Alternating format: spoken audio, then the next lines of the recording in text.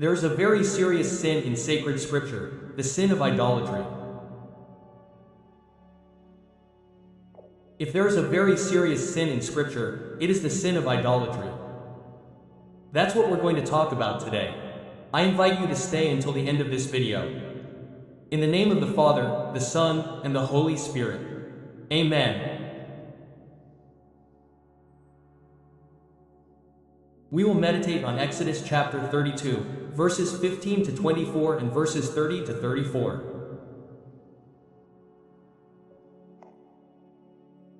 In those days, Moses returned from the top of the mountain, carrying in his hands the 2 tablets of the covenant. Then, look how beautiful. God called Moses to the top of a mountain, and there God gave Moses the 10 commandments.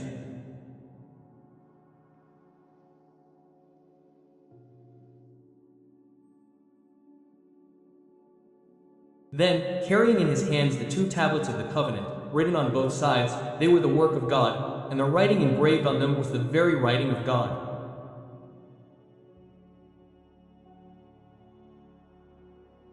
Look how beautiful. God himself gave Moses these commandments to guide the people, to lead the people.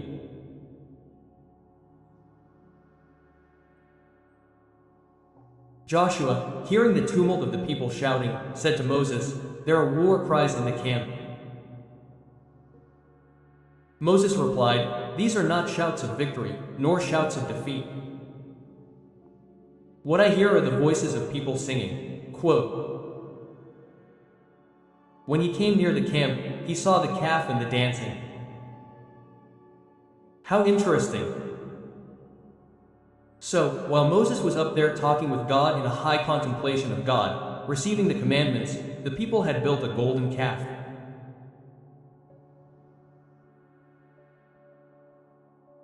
Moses became angry and threw the tablets to the ground, breaking them at the foot of the mountain.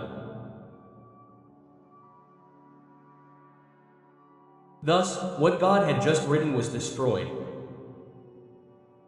Moses was angry at the people's disobedience. Then he took the calf they had made, burned it, and ground it to powder.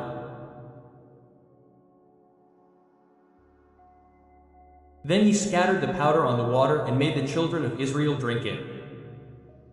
Moses was angry. Moses said to Aaron, "What have these people done to you, that you have brought such great sin upon them?" Aaron replied, "Let not my Lord be angry. You know that these people are inclined to evil. They said to me, 'Make us gods who will go before us,' for as for Moses who brought us up out of the land of Egypt, we do not know what has become of him." Then I said to them, "Who among you has gold?" They brought gold and gave it to me, and I threw it into the fire, and out came this calf. The next day Moses said to the people, "Look, you have committed a very grievous sin. You have committed a very great sin, but I am going up to the Lord to see if I can somehow obtain forgiveness for your crime." Quote, Moses returned to the Lord and said, "Ah, this people has sinned a very great sin. They have made for themselves gods of gold. Please forgive them this sin, or else blot me out of the book you have written." Quote, the Lord answered Moses, "It is the one who has sinned against me that I will blot out of my book. Now go and lead these people to the place I told you.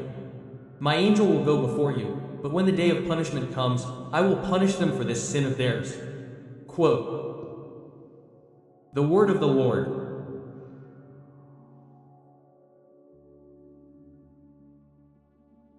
Open your Bible to 1 Corinthians chapter 10, verse 7. "Neither be ye idolaters, as were some of them, as it is written, the people sat down to eat and drink, and rose up again to make merry."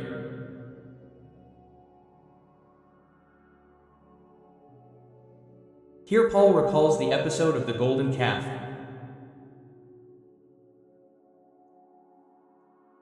Open your Bible to Acts chapter 17, verse 29. "If then we be God's offspring, we ought not to think that the Godhead is like gold, or silver, or stone, carved by art and human ingenuity. Idolatry. Open your Bible to Romans, chapter 1, verses 22 to 23. Professing themselves to be wise, they became fools. They exchanged the majesty of the incorruptible God for images and likenesses of corruptible man, and birds, and four-footed beasts, and creeping things.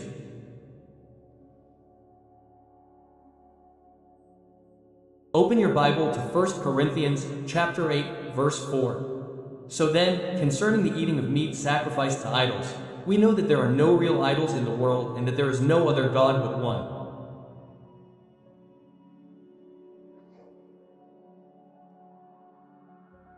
Open your Bible to Revelation chapter 8, chapter 9, verse 20.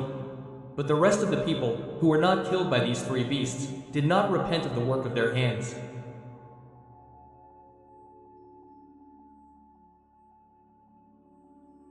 They did not stop worshiping the devil and idols of gold, silver, bronze, stone, and wood, idols that cannot see or hear or walk.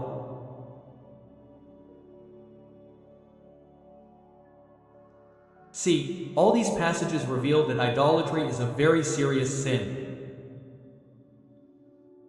Moses asks forgiveness for this people, and God forgives them.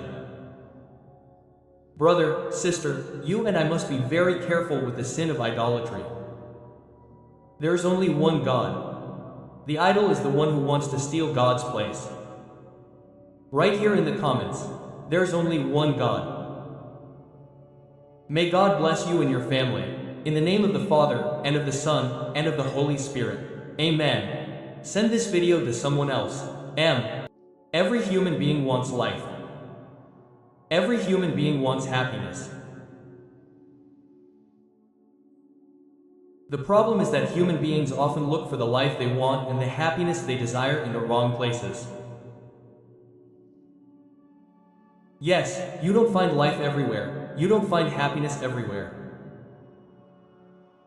This is what we're going to meditate on. I'd like you to stay until the end of this meditation. In the name of the Father, the Son, and the Holy Spirit. Amen. Let's meditate today. 1 John, chapter 4, verses 7 to 16. Dear friends, let us love one another, because love comes from God, and everyone who loves is born of God and knows God. Whoever does not love has not known God, for God is love. This is how God's love was manifested among us. God sent His only Son into the world so that we might have life through Him. This is love. It was not we who loved God, but He who loved us and sent His Son as the atoning sacrifice for our sins. Dearest friend, if God so loved us, we also ought to love one another. No one has ever seen God. If we love one another, God remains with us, and His love is fully realized among us. The proof that we remain in Him and He in us is that He has given us His Spirit. And we have seen and testified that the Father sent His Son as the Savior of the world. Whoever confesses that Jesus is the Son of God, God remains in him, and He in God. And we have known and believed the love that God has for us. God is love. Whoever remains in love remains in God, and God remains in them. The word of the Lord.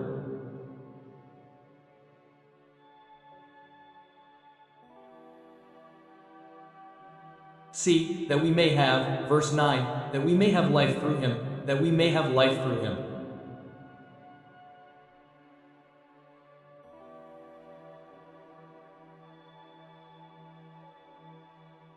As I began by saying at the beginning of the video, everyone wants life, everyone wants happiness, but the means people use to seek this often lead to nothing.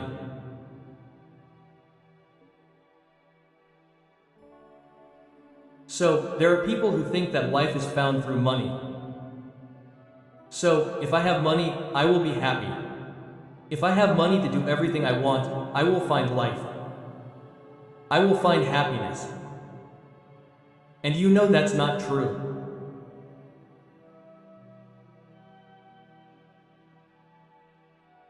So, there are people who think that happiness is possible through worldly things.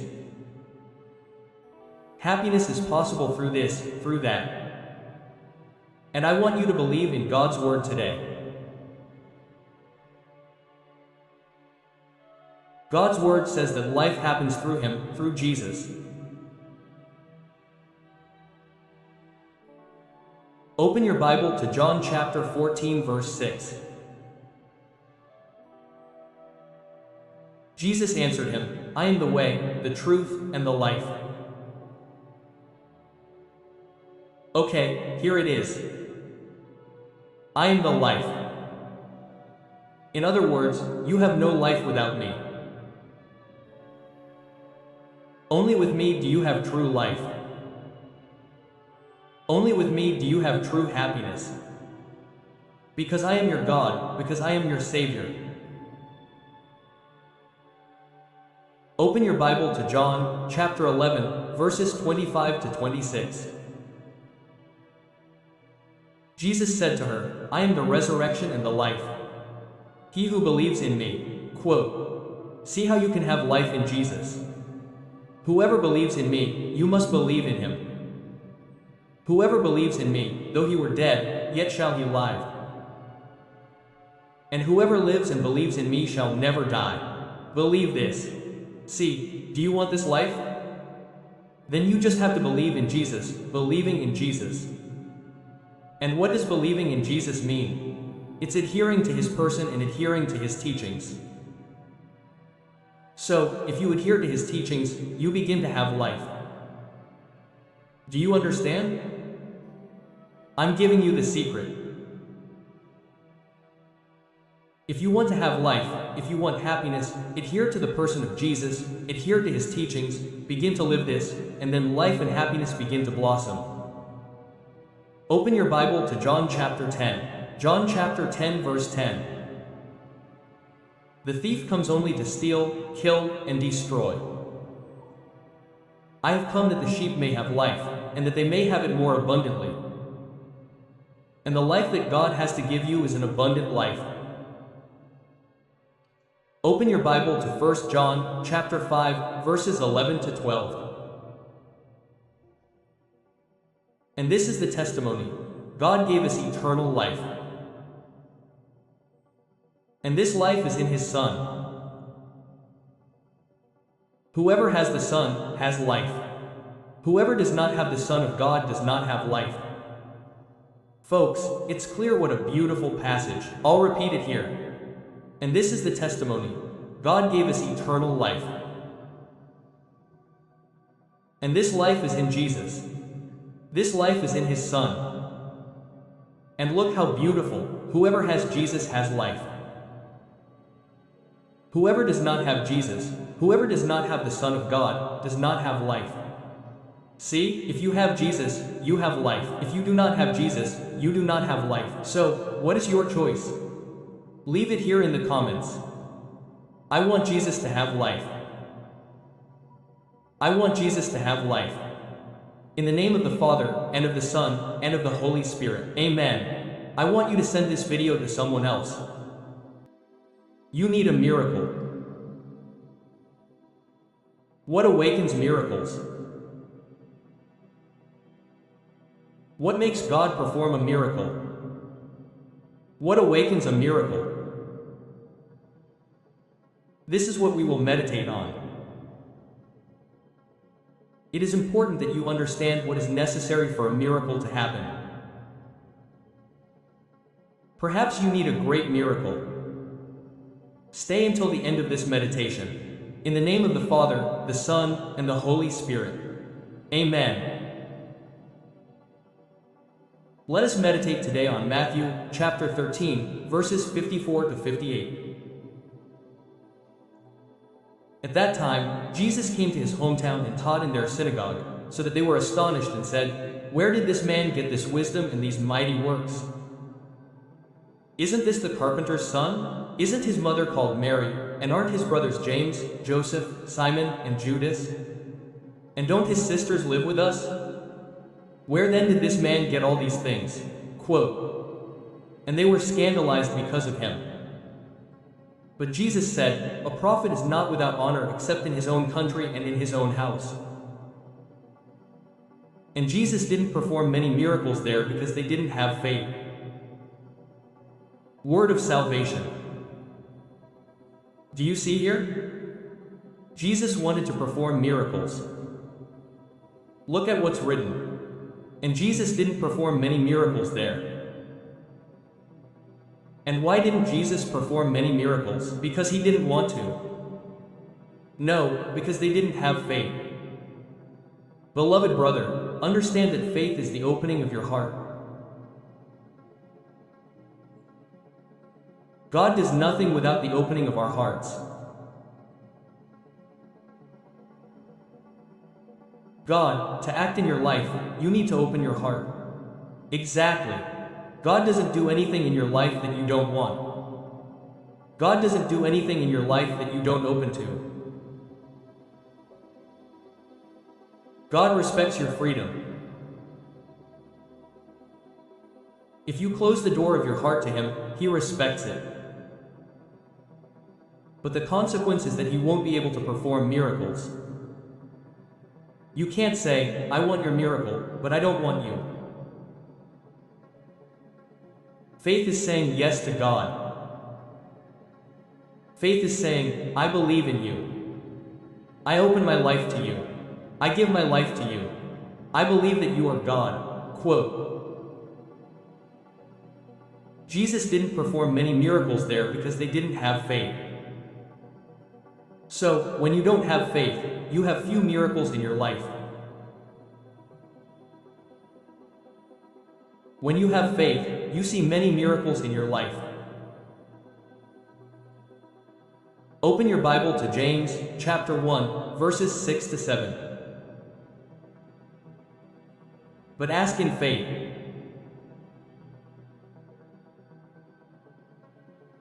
When you have something to ask for, ask in faith without any wavering, because the wavering man is like a wave of the sea driven by the wind and tossed to and fro.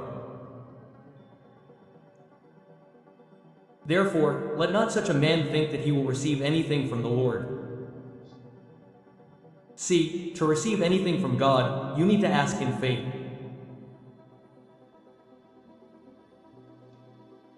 Ask in faith without any wavering.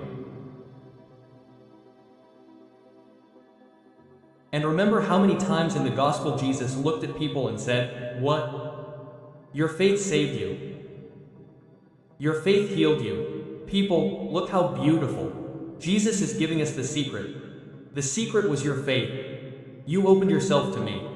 You opened yourself to my power. You accepted my power in your life. So, your faith saved you.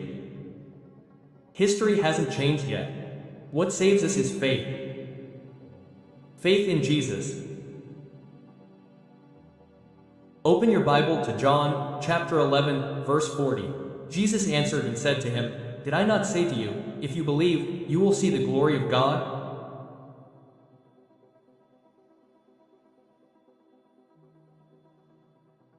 If you believe, you see the glory of God. See, by faith you see the glory of God. And here the context is the resurrection of Lazarus. If you believe, you will see Lazarus raised from the dead. For he who believes, nothing is impossible. Open your Bible. Let's look at this now in Matthew chapter 17 verse 20. Jesus answered them, "Because of your lack of faith, see your lack of faith. Truly I tell you, if you have faith as small as a mustard seed, you will say to this mountain, 'Move from here to there,' and it will move, and nothing will be impossible for you." Look at that powerful word. For one who has faith, nothing will be impossible for you. Nothing. And look, a little faith, huh? The size of a mustard seed, nothing will be impossible for you. Open your Bible to Mark chapter 9, verse 23. Jesus said to him, "If you can do anything, Everything is possible for him who believes. Jesus can do all things. So, faith is believing that he can do all things. It's not you who does it, it's him. So, faith is not you believing positively, everything will work out, I can do it, I can do it, I can do it. No, no, no, that way you won't achieve anything. Faith in Jesus. I can't, I'm not capable, I can't, but I believe that you can. You can do all things, because you are God. Faith opens the door to miracles. Write here in the comments, increase my faith, Jesus. Increase my faith, Jesus. Quote, Father, Son, and Holy Spirit. Amen. Send this video to someone else.